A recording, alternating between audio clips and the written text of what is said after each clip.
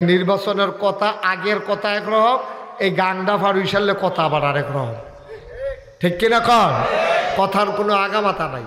এই নির্বাচনও দাঁড়াইলে কত কথা কয়, কি এর হাসা কি এর মিশা, কিন্তু দেখবেন যে ফারুইশালে আবার যেই সেই। এটাই হচ্ছে বাংলাদেশ। নাইলে 5 বছরের জন্য না ম্যান্ডেট দিয়ে বসাইছিল ক্ষমতায়, তারা একটানে আমি তুমি দামি আগের রাত ভোট ছাড়া মিলাইয়া জিলাইয়া তারা রয়ালিছে 17 বছর। কয় বছরও তারা ম্যান্ডেট দিছিল? কয় বছরের লিগা? কথা কয় না, সব মরহুম লইয়া না পড়লাম দেখা যায়। কয় বছর? কথা কয়ে নকলে কয় বছর? আমি কিন্তু অনেক মাহফিল যারা স্টেজে বইয়া কথা কয় না তারা নামাইয়া কথা কই না উফরে তুললা বইছি, এরকম ইতিহাস আছে। যারা উফরে বইছেন তারা বুঝ করে বইয়েন, আপনার উফরে থাকবেন না নাইমা লাইবেন, এখন আপনার উফরে নির্ভর করতে আছে। 5 বছরের লেগে নিয়ে বইলো তারা, এটা আঞ্জা দিয়ে ধইরা ঠেলার লগে লয়ে গেল 17 বছর। ভোট লাগে না, আমি তুমি মিল্লা চিল্লা, আগের রাইতে ভোটের কারবার শেষ। এই যে কারবারটি করলো, ইতিহাসটা কি দাঁড়াইলো? শিক্ষিত মানুষ, এখন মানুষ তার মূর্খ নাই। দেখা গেল যে এই পবিত্র সংসদরার ভিতরে নর্তকী, গায়কী, ফুটবলার, ক্রিকেটার, মানে এমন কোনো জাতের মানুষ নাই এটার ভিতরে নিয়ে বয়াইছে না। এক বেডি তো রিডিং করছিল, আমার 2 দিন খানা বন্ধ আছিল। কোন নদীর উপরে জানি ব্রিজ লাগবে, এটা বার করে হইন না বার দেখবেন যে মোটামুটি যদি আপনার 3-4 দিন ধরে কোনো মন খারাপ হয়, রিডিংটা শুনলে এটা ওষুধের মতো কাজ দিব দেখবেন। আহারে বাংলাদেশ, আহারে বাংলাদেশ, গজবে ধরছে আপনারে। ঠিক কিনা কর? আল্লাহ চাই মানুষ বানাইতে, আর আমরা হইতেছি পশু। মানুষ মানুষের উপরে এভাবে নির্যাতন করতে পারে, এভাবে নিষ্পেষণ চালাতে পারে, মানুষ মানুষকে এভাবে বেজ্জতি করতে পারে। এই মাহফিলের মঞ্চ থেকে ওলামায়ে কেরাম দ্বীনের কথা বলার কারণে তাদেরকে দেখা গেছে বেজ্জতি করে মাইক কেড়ে নিয়ে মাহফিলের মঞ্চ থেকে নামিয়ে দেওয়া হয়েছে। ঠিক কিনা কর? মসজিদের মিম্বার থেকে খুতবা দেওয়া অবস্থায় নামিয়ে দেওয়া হয়েছে। ওনার কথা নাকি বিরুদ্ধে চলে যায়। আমি বলেছি যে দিন গেছে, একেবারেই গেছে। বিরোধিতা করবা, আগের মতো আর ছেড়ে দেওয়ার সুযোগ নাই। বাধা আসবে, তাই হবে। ঠিক কিনা বলো? সমানে সমান। আপনার যেমন বাহের বাড়ি, আমরাও তো বাহের বাড়ি। আপনাকে মামুর বাড়ি বেড়াইতে বেশি মনে করছে? তা আপনার বাপের বাড়ি, আমারও বাপের বাড়ি। তা আপনারা এইরকম কারবারে করছেন যে অক্ষরে 330 জন মেম্বার অফ পার্লামেন্ট, এমপি, মন্ত্রী, আমলা কামলা, বদুল্লা, র্যাব, গোয়েন্দা, উপদেষ্টা সব ক্ষমতার লগে লগে ভাগ্যা জিজ্ঞাও লাগছে। এরপরে আবার জিজ্ঞাসা দুষটা কিতা, তো দুষে না থাকলে গেছেন কিউতে নিয়ে দোষ হারে। যার যার দেশতে এতে থাকবেন, যাইতেন কইছে কারা? সব ফলাফাইনে রাজনৈতিক নেতারা কইছে দফা 1 দাবি 1, পদত্যাগ পদত্যাগ। আর আমরা তারা কারবার গড়াইলেছে উল্টা। দফা আল্লাহর খেলা তো কঠিন খেলা। আল্লাহ কয় আরে না, দফা 1 দাবি 1, দেশ ত্যাগ দেশ ত্যাগ। ঠিক কিনা? আমরা কিন্তু কেউ চাইছিলাম না, আল্লাহ গড়াইছে খেলা, তো আল্লাহর সিহন খেলা। এই বাংলাদেশের শিক্ষা ব্যবস্থাকে গত 17 বছর ধরে এমনভাবে করে দেয়া হয়েছে যেটা আপনাকে বুঝাইয়া বলা যাবে না। যেমন আমাদের বাচ্চাদেরকে, আমরাও তো মাদ্রাসায় চাকরি করি, শিক্ষকতা করি, আমরা দেখেছি মাদ্রাসার সিলেবাসগুলোতে শেখানো হয় কিভাবে আলুর ভর্তা বানাইতে হয়। আলুর ভর্তা কিভাবে বানাইতে হয় এটা খুব ঘটা করে শিখানো হচ্ছে, যে আলুকে এইভাবে কাটতে হয়, তারপরে সিদ্ধ করতে হয়, এভাবে ছুলতে হয়, তারপরে আলুর ভর্তা বানানো হয়। মনে হয় যেন এর আগে সব আমরা কাঁচা আলু খাইছি, আর এই কয় বছর ধরে ভর্তা খাইতে আসছি। কথা কয়েন না, মনে হয় যেন বিছনার চাদর আমরা তার আগে গাও দিয়ে ঘুমাইতো। এই গত কয় বছর ধরে বিছনার চাদর কিভাবে বিছাইতে হয় এটা শিখানো হয়েছে। ব্যাংক কিভাবে লাফায়, এটা মানুষের কি দরকার, এটা এখন পর্যন্ত আমি বুঝা পাই নাই।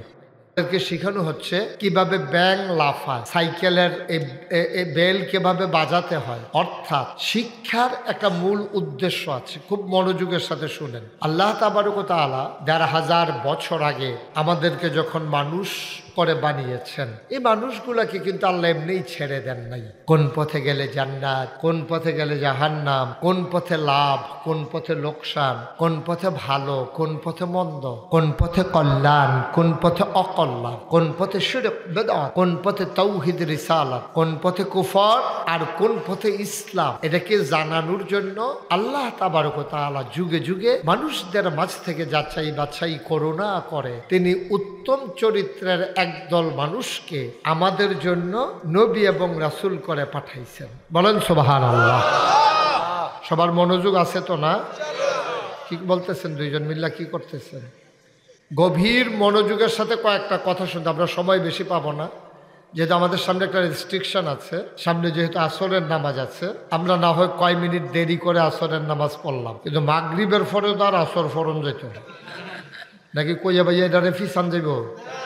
তো সুতরাং একটু মনোযোগের সাথে, হুজুর এভাবে মোবাইল ধরে রেকর্ড হয় না, যারা মোবাইল ধরে রেখেছেন খুলে নামান, পকেটে ঢুকান।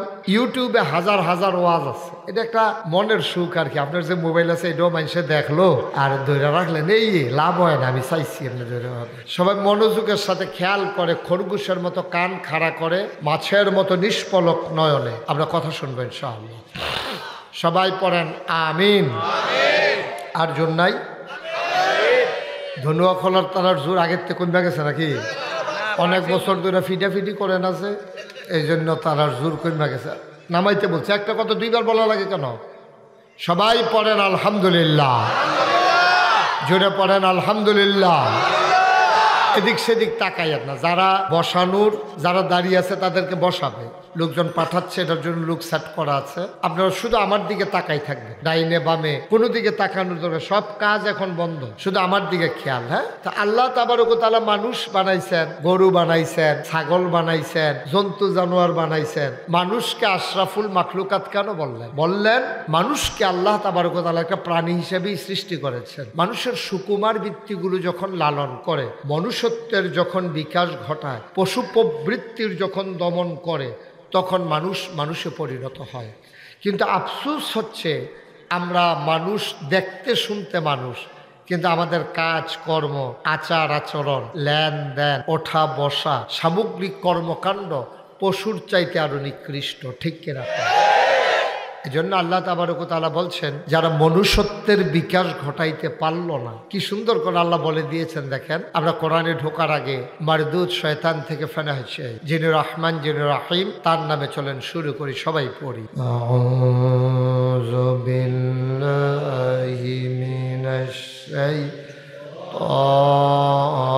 শাইতানির রাজিম। বিসমিল্লাহির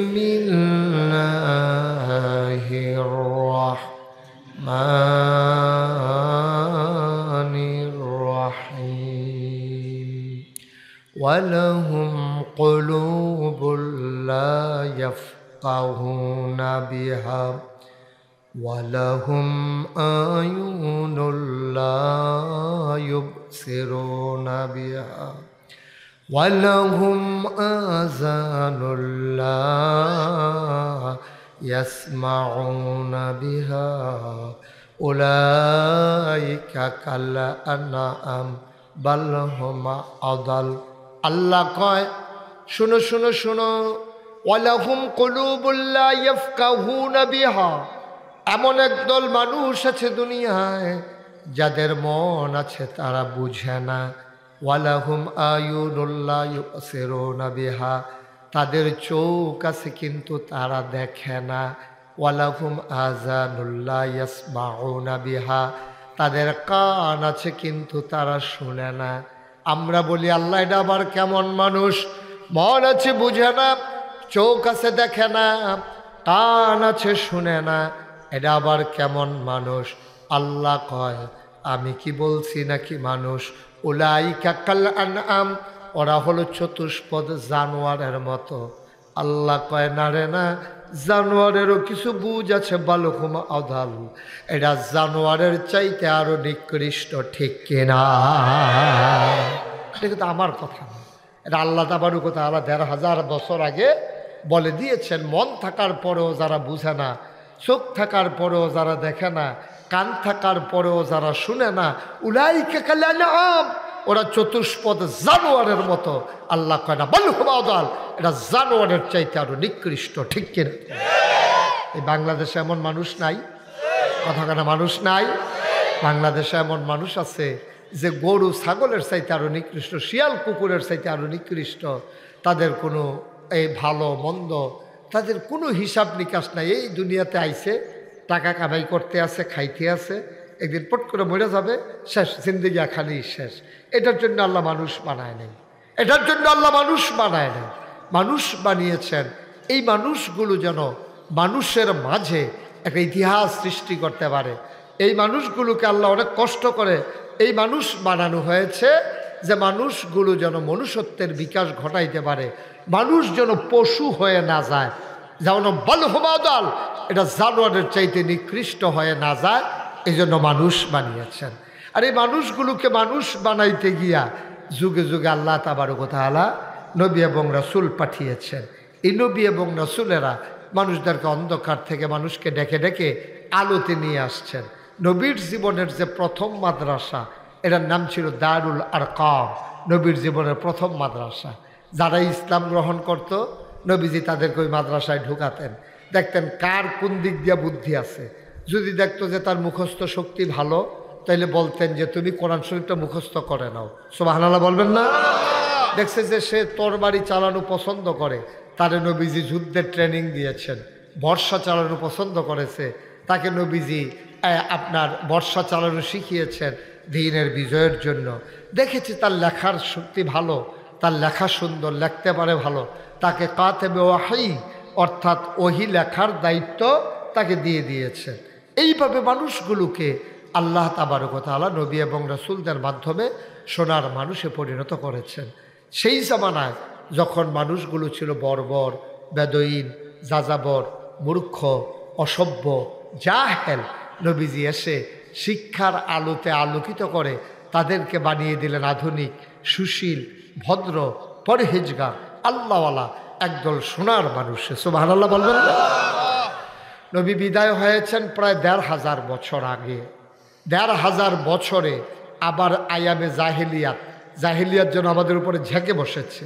আজকে মানুষগুলো আবার দেখবেন যে লেখাপড়া যেই উদ্দেশ্যে দিছিল, মানুষকে মানুষ বানানোর জন্য, মানুষকে সৎ মানুষ বানানোর জন্য, মিথ্যা কথা যেন না বলে, বর্বরতা যেন না দেখায়, মানুষের উপরে যেন জুলুম না করে, নির্যাতন না করে, এই জন্য আল্লাহ নবী এবং রাসূল দিয়া মানুষকে পরিশীলিত করলেন, পরিমার্জিত করলেন, মানুষকে মানুষে পরিণত করতে চাইলেন। কিন্তু আমরা বর্তমান পৃথিবীতে একবিংশ শতাব্দীর সূচনা লগ্নে গোটা বিশ্ব যখন আজকে কম্পিউটারাইজড, গোটা বিশ্বকে যখন বলা হচ্ছে গ্লোবাল ভিলেজ, আজকে বাংলাদেশের এই ধনুয়া খোলা জমিনে বসে সৌদি আরবে যেমন ভিডিও কলে কথা বলতে পারে, যেমন করে ওখান থেকে মানুষ দেখে, এখান থেকে আবার ওখানকার মানুষ দেখে, এই চরম উৎকর্ষতার সময়ে যখন সোনের ঘর থেকে টিনের ঘর হয়েছে, টিনের ঘর থেকে বিল্ডিং হয়েছে, বিল্ডিং আবার ডুপ্লেক্স হয়েছে, ট্রিপ্লেক্স হয়েছে, সুন্দর সুন্দর বাড়িঘর হয়েছে, কিন্তু মনুষ্যত্ব রূপে মানুষ আজকে পশুতে পরিণত হয়েছে। ঠিক কিনা বলেন? আপনি খেয়াল করে দেখেন, এমন কোনো কাজ নাই মানুষ পারে না। যে যত বড় শিক্ষিত সে হইল তত বড় দাবাজ। ঠিক কিনা কম? যত বড় শিক্ষিত, বাংলাদেশের রাজনীতিবিদ কারা? রাজনীতিবিদ হলো ওরা যারা মিথ্যা কথা বলতে পারে কিন্তু ধরা পড়ে না। আপনি তো মিশা কথা কইতে লইলে ধরা ফুটে যান, আইসুইটটা যাই, না হইলে আপনি মিশা কথা কইতে লইলে শৈল কাপ দিয়া লাই, চোখ লাল হইয়া যাই, তখন মানুষে বুঝ জ্বালা এটাতে মিশা কথা কইছে। কিন্তু আমরার দেশে যে মিশা কথা কইছে কিন্তু ধরন জানাতে যে মিশা কথা কইছে, হ্যাঁ তো হইল সবচেয়ে বড় রাজনীতিবিদ। ঠিক কিনা কম? দেখবেন নির্বাচনের কথা, আগের কথা একরকম, এই গাংডা ফারুই সারলে কথা আবার আরেক রকম। ঠিক কিনা কম? কথার কোনো আগামাতা নাই। এই নির্বাচনও দাঁড়াইলে কত কথা কয়, কি এর হেসা কি এর মিশা, কিন্তু দেখবেন যে ফারুই সারলে আবার যেই সেই। এটাই হচ্ছে বাংলাদেশ। নাইলে 5 বছরের জন্য না ম্যান্ডেট দিয়া বসাইছিল ক্ষমতায়, তারা একটানে আমি তুমি দামি আগের রাত ভোট সারা মিলাইয়া জিলাইয়া তারা রয়ালিছে 17 বছর। কয় বছর তারা ম্যান্ডেট দিছিল? কয় বছরের লেগে? কথা কয় না, সব মরহুম লইয়া না পড়লাম দেখা যায়। কয় বছর? কথা কয়ে নকলে কয় বছর? আমি কিন্তু অনেক মাহফিল যারা স্টেজে বইয়া কথা কয় না তারা নামাইয়া কথা কই না উফরে তুললা বইছি, এরকম ইতিহাস আছে আমার। যারা উফরে বইছেন তারা বুঝ করে বইয়েন, আপনার উফরে থাকবেন না নাইমা লাইবেন, এটা এখন আপনার আর উফরে নির্ভর করতে আছে। আমিন কন্যা দি যেরকম আমিন। 5 বছরের লেগে নিয়ে বইল তারা এটা আঞ্জা দিয়ে ধইরা ঠেলার লগে লয়ে গেল 17 বছর। ভোট লাগে না, আমি তুমি মিল্লা চিল্লা আগের রাইতে ভোটের কারবার শেষ। এই যে কারবারটি করলো ইতিহাসটা কি দাঁড়াইলো? শিক্ষিত মানুষ, এখন মানুষ তার মূর্খ নাই। দেখা গেল যে এই পবিত্র সংসদরার ভিতরে নর্তকী, গায়কী, ফুটবলার, ক্রিকেটার, মানে এমন কোনো জাতের মানুষ নাই এটার ভিতরে নিয়ে বয়াইছে না। এক বেডি তো রিডিং করছিল, আমার 2 দিন খানা বন্ধ আছিল উন্নাসাইলে। কোন নদীর উপরে জানি ব্রিজ লাগবে এটা বার করে হইন না বার দেখবেন যে মোটামুটি যদি আপনার 3-4 দিন ধরে কোনো মন খারাপ হয় রিডিংটা শুনলে এটা ওষুধের মতো কাজ দিব দেখবেন। আহারে বাংলাদেশ, আহারে বাংলাদেশ, গজবে ধরছে আপনারে, ঠিক কিনা কর? আল্লাহ চাই মানুষ বানাইতে আর আমরা হইতেছি পশু, নিকৃষ্ট জানোয়ারে আমরা পরিণত হচ্ছি, ঠিক কিনা বলেন? মানুষ মানুষের উপরে এভাবে নির্যাতন করতে পারে, এভাবে নিষ্পেষণ চালাতে পারে, মানুষ মানুষকে এভাবে বেয়াজ্জতি করতে পারে। এই মাহফিলের মঞ্চ থেকে ওলামায়ে কেরাম দ্বীনের কথা বলার কারণে তাদেরকে দেখা গেছে বেয়াজ্জতি করে মাইক কেড়ে নিয়ে মাহফিলের মঞ্চ থেকে নামিয়ে দেওয়া হয়েছে, ঠিক কিরকম?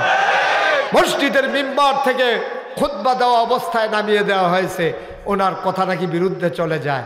আমি বলেছি যে দিন গেছে একেবারেই গেছে, বিরোধিতা করবা, আগের মতো আর ছেড়ে দেওয়ার সুযোগ নাই, বাধা আসবে হবে, ঠিক কিনা বলো? সমানে সমান। আপনার যেমন বাহের বাড়ি, আমরাও তো বাহের বাড়ি, আমরা কি মামুর বাড়ি বেড়াইতে বেশি মনে করছে? তা আপনার বাপের বাড়ি আমারও বাপের বাড়ি, তা আপনারা এইরকম কারবারে করছেন যে অক্ষরে 330 জন মেম্বার অফ পার্লামেন্ট, এমপি, মন্ত্রী, আমলা কামলা, বদুল্লা, র্যাব, গোয়েন্দা, উপদেষ্টা সব ক্ষমতার লগে লগে ভাগ্যা জিজ্ঞান লাগছে। এরপরে আবার জিজ্ঞা দুষটা কিটা, তো দুষে না থাকলে গেছেন কি তেনি দিয়ে দোষ হারে। যার যার দেশতে এতে থাকবেন যাইতেন কইছে কারা? সব ফলাফাইনে রাজনৈতিক নেতারা কইছে দফা 1 দাবি 1, পদত্যাগ পদত্যাগ। আর আমরা তারা কারবার গড়াইলেছে উল্টা, দফা আল্লাহর খেলা তো কঠিন খেলা। আল্লাহ কয় আরে না, দফা 1 দাবি 1, দেশ ত্যাগ দেশ ত্যাগ, ঠিক কিনা? আমরা কিন্তু কেউ চাইছিলাম না, আল্লাহ গড়াইছে খেলা, তো আল্লাহর সিহন খেলা।